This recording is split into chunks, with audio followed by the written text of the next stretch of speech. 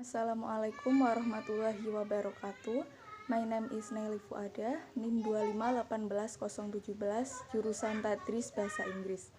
In here I will answer a question from Mr. Burhan for ujian komprehensif. The first question is, apa itu guru? The definition of a teacher, as we all know, is a professional educator who educates, teach a science, guide, provides assessment, and evaluate students. A teacher is also defined as someone who has devoted educating, directing, and training in order to understand the knowledge he can teach. Teachers, in the view of society, are people who carry out education in certain place, not necessarily in formal education institution, but can also be in mosque, in surau, or prayer rooms, and at home. The second question is, sebutkan dan jelaskan dua tugas utama guru. Yang pertama, the first one is teaching. A teacher has a responsibility to teach science to his student. The teacher's goal in this case is to make students know about the material from a discipline and have a high intellectual level. And the second is educate. The lecturer is an educator. Educating student is different from teaching a science.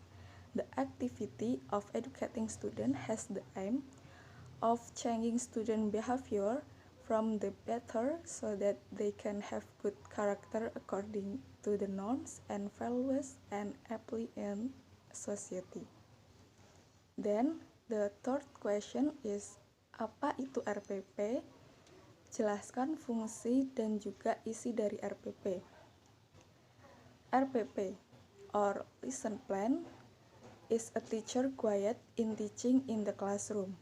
RPP is made by the teacher to help him teach in accordance with the competency standard and basic competency on that day.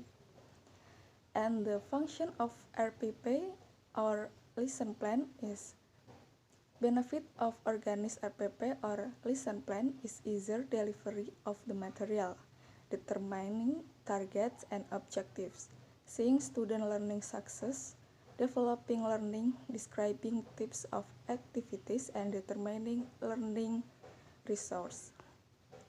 And fill in RPP.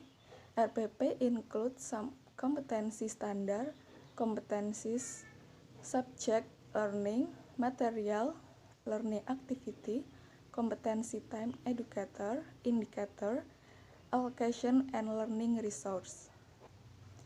Then the fourth question is, apa saja metode dalam pembelajaran dan yang sudah dilakukan dalam PPL. In learning there are many methods. Several methods is problem-based learning, cooperative learning method, game-based learning method, demonstration method, discussion method, mind mapping method, and many more. And when I practice in PPL, I use game-based learning method and demonstration method, where the methods is very fun and easy to engage their knowledge. And the fifth question is, sebutkan beberapa macam evaluasi dalam pembelajaran serta evaluasi apa yang pernah dicoba dalam PPL. There are many evaluation in learning. The first one is test. Test is a term that has numerous meaning of the four other terms, namely creating and asking a number of questions that must be answered. Second is measurement. The meaning becomes broader, namely by using observation rating, scales, or other tools that allow us to obtain information in the form of quantities. And then evaluation is the process of delineating and refining useful information for stabilizing alternatives. And the last is assessment. Assessment can be used to provide a diagnosis of a person's problems. In that sense, it is synonym with evaluation. But there needs to be emphasized that can be assessed or evaluated is the character of a person, including academic ability, honesty, ability to pursue, and many more. And when I PPL, I use evaluasi method to engage their knowledge, because evaluation and assessment can give us more detailed information about their understand about the material. Then the sixth question, pertanyaan nomor 6, apa yang dimaksud dengan kemampuan kognitif, motorik, dan afektif? Affective ability is an attitude related to feelings or emotional aspect, towards enthusiasm, values, interest, and so on. Example of affective attitudes are feeling of liking something, loving someone, liking a certain culture, and so on.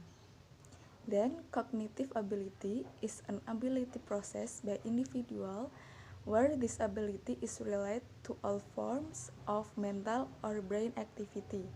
Cognitive ability is the construction of thought process, including remembering, problem solving, and decision making. And the third is motoric ability is a function that involves certain movement of the muscle of the body to perform certain tasks. This task can be running, riding bicycle.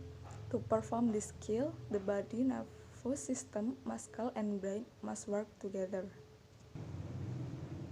And the last question is, sebutkan dan jelaskan 4 kompetensi guru. Mana yang Anda masih merasa kurang, lalu apa yang Anda lakukan untuk memperbaikinya? There are 4 skills that a teacher must have. The first one is pedagogic competence. Is the ability or skill of teacher to manage the learning process or teaching and learning interaction with student. Then personal competence is related to the teacher of the teacher, which must be possessed in order to be an example of for the student. Then professional competence is the ability or skill that must be possessed by the teacher to the teacher tasks can be conveyed properly and correctly. And the last is social competence is the ability of teacher communicate effectively with student, education staff, parents, or guardian of